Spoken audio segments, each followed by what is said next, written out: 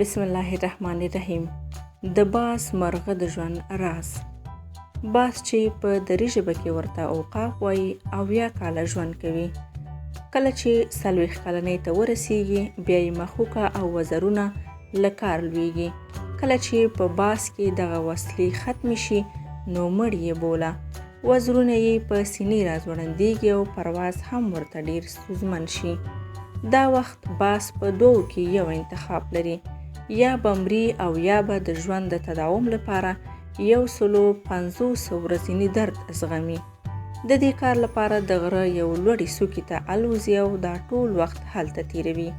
په دې وخت کې باز خپله مښوکه له یوې کلکې تیږې سره مخي، څو زړه مښوکه یې له منځه لاړه شي او پر ځای یې نوې مښوکه هغه ځای ونیسي. تر دې مرحلې وروسته د قوي وزرونو خپلې بڼکې شوکوي، څو پر ځای یې نوې او قوي بڼکې راپورته شي. د 5 میاشتو درد او تحمل وروسته یو ځل بیا باز د پرواز لپاره نوې وزرونه لري او بیرته د نوي ژوند ساه اخلي. د نوي ژوند دا اندازه د مرغانو په اړه څېړونکو 30 کاله ښودلې ده، یعنی مړ باز بیرته 30 کاله ژوند چانس موندلی شي. نو د ژوند د قوانینو په اساس د تداوم لپاره تغییر او بدلون لازمي دی. دا اړتیا د ژوند د اصل په توګه پیښیدونکې ده. زاړه عادتونه باید هیر شي او پر ځای باید پرمختګ او له حالاتو سره سمون وشي.